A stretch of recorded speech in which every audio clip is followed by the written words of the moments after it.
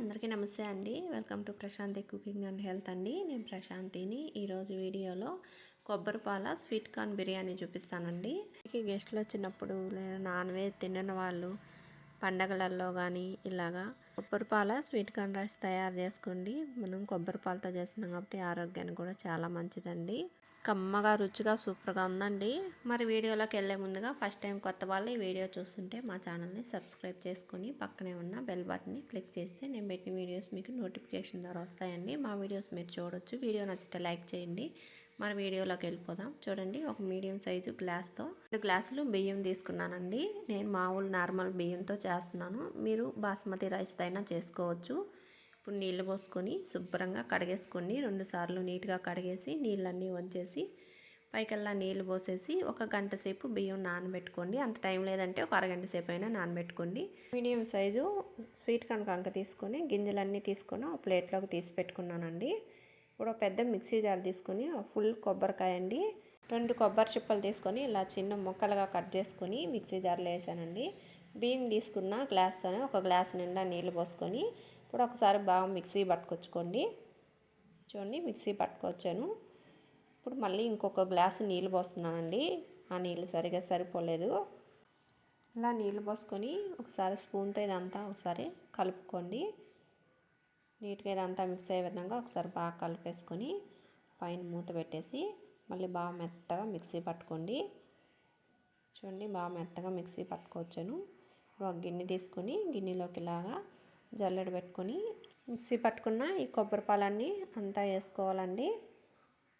ఇలా నీట్గా వేసేసుకొని ఇప్పుడు ఒక స్పూన్ తీసుకొని స్పూన్తో ఇలా గట్టిగా వత్తుతూ ఉంటే ఈ కొబ్బరి పాలన్నీ గిన్నెలోకి వస్తాయండి. చూడండి, ఈ కొబ్బరి పాలని పక్కన పెట్టుకోండి. ఇప్పుడు మళ్ళీ మనం మిక్సీ పట్టిన ఈ మిక్సీ జార్లోనే ఇదంతా నీట్గా వేసుకోండి. మళ్ళీ 1 గ్లాస్ నీళ్ళు పోసుకోండి. మళ్ళీ ఇలా మిక్సీ పట్టుకొచ్చుకోవాలి. ఇంకొంచెం ఎక్కడన్నా ఉన్నా కానీ కొబ్బరి పాలు నీట్గా వచ్చేస్తాయండి. ఇప్పుడు మళ్ళీ ఇలా జల్లీలో వేసేసుకొని స్పూన్తో ఒత్తేసుకుంటే కొబ్బరి పాలన్నీ నీట్గా వచ్చేస్తాయి. చూడండి, కొబ్బరి పాలు రెడీ చేసేసుకున్నాం. ఇవి పక్కన పెట్టుకోండి. ఇప్పుడు స్టవ్ వెలిగించుకొని కుక్కర్ గిన్నెలో చేస్తున్నానండి. మీరు మామూలు గిన్నెలో అయినా చేసుకోవచ్చు. ఇప్పుడు 2 స్పూన్లు ఆయిల్ వేసుకోవాలి.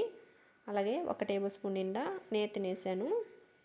ఇది కొంచెం వేడయ్యాక ఒక 1/2 టీ స్పూన్ జీలకర్ర వేసుకోండి. అలాగే బిర్యానీలో వేసే హోల్ గరం మసాలా దినుసులండి, మీ దగ్గర ఏముంటే అవి వేసుకోండి. ఇవన్నీ కానీ కొంచెం దోరగా వేపుకోండి. ఇప్పుడు 3 పచ్చిమిరపకాయలు ఇలా మధ్యకి కట్ చేసుకొని వేసాను. 2 ఉల్లిపాయలండి, కొంచెం సన్నగా పొడవుగా ముక్కలు కట్ చేసి వేసాను.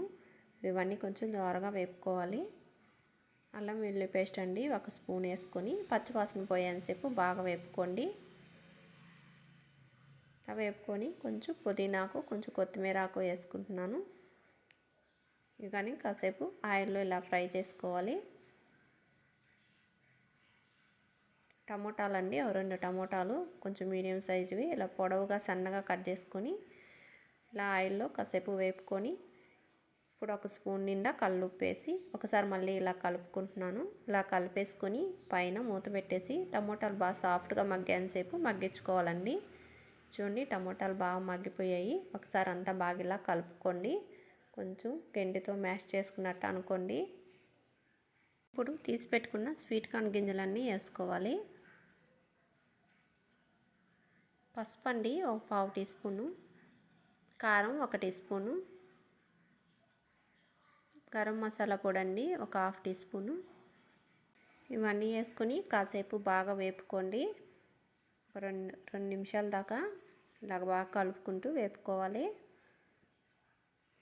వేపుకొని ముందుగా నానబెట్టుకున్న ఈ రైస్ని నీళ్ళన్నీ తీసేసి ఇప్పుడు బియ్యం మాత్రమే వేసుకోండి.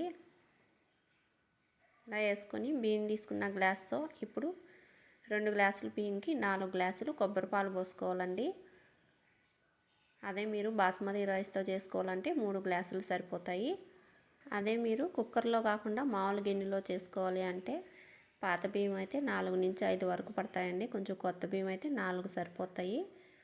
ఇప్పుడు చూడండి 3 గ్లాసులు కొబ్బరి పాలు వచ్చాయండి. 1 గ్లాసు నీళ్ళు పోస్తున్నాను.